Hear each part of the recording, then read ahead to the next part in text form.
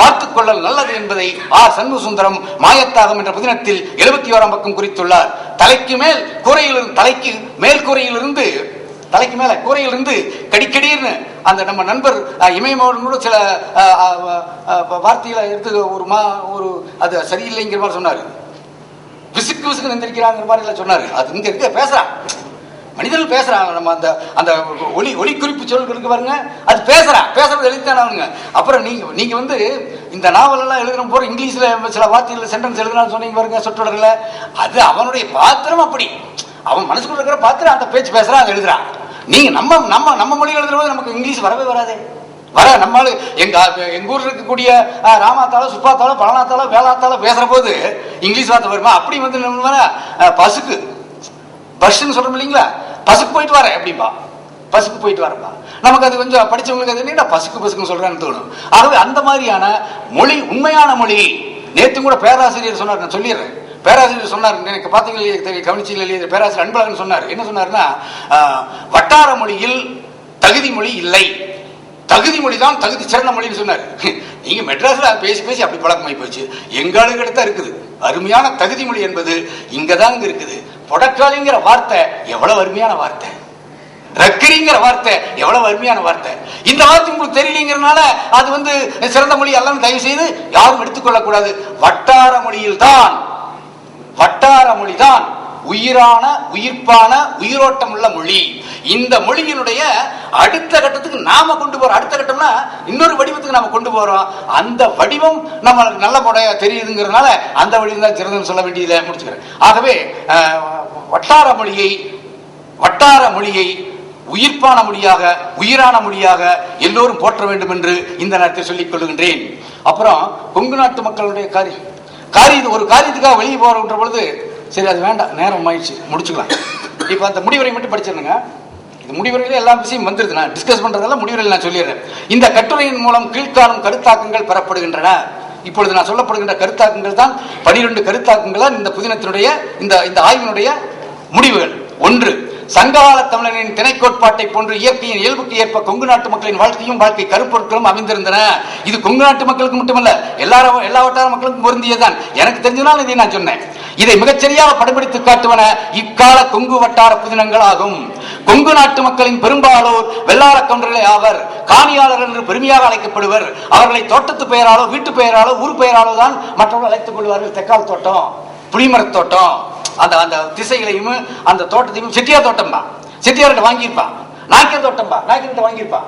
அது ஒரு 10 தலைமுறைக்கு முன்னாடி. அவன் அடையாளத்தை சொல்லுவதற்கு அவன் தோட்டத்து பெயரை சொல்லிக் கொள்வான். இன்னைக்கு வர பார்த்து எங்க வீட்டுக்கு, நான் கோயம்புத்தூர்ல குடியிருக்கிறேன், எங்க வீட்டுக்கு என்னன்னு யாராவது பேர் கேட்டாங்கன்னா V114 சொல்லுவேன்.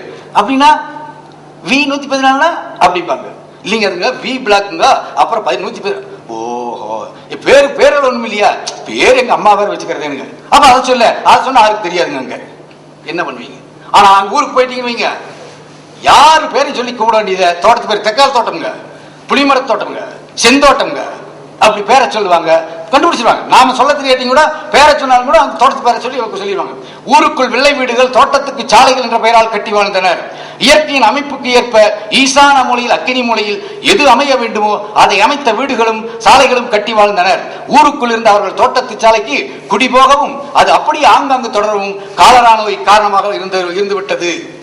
மாடு கன்றுகளையும் அவருடைய பூமியையும் மண்ணையும் மிகவும் வெறியோடு நேசித்தனர். தங்கள் நிலத்தில் விளைவதையே உணவாக கொண்டனர். காலையில் தெளிவு குடித்து விட்டு, தெளிவுங்கிறதுங்க தெளிவுன்னு தெரியும் நினைக்கிறவங்களுக்கு எல்லாத்துக்கும், அந்த தென்னை மரத்திலிருந்து சுண்ணாம்பு கலக்கி வர்றது. சுண்ணாம்பு கலக்கம் வந்து அது வந்து பதநீர், அருமையான பதநீர். தங்கள் நிலத்தில் விளைவதை உணவாக கொள்வர். காலையில் பதநீர் குடித்து விட்டு தயிர் ஊற்றி பழைய சோறு சாப்பிடுவர்.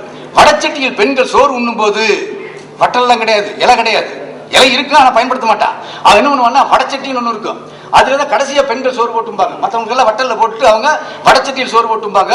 அவங்க என்ன பண்ணுவாங்கன்னா வலது கையில சோத்தை எடுத்து பிணைஞ்சிட்டு இப்படியே சாப்பிட மாட்டாங்க. ஏன், இங்க படுற எச்ச இங்க வந்துருங்க. அதனால என்ன பண்ணுவோம்னா இது எடுத்து பிணைஞ்சு பிசைந்து இந்த கையில வச்சு இப்படி சாப்பிடலாம். ஆக தங்கள் நிலத்தில் விளைவது வடச்சட்டியில் பெண்கள் சோறு உண்ணும் போது எச்சில் படாமல் உண்டனர். இடதுகையை பயன்படுத்தினர்.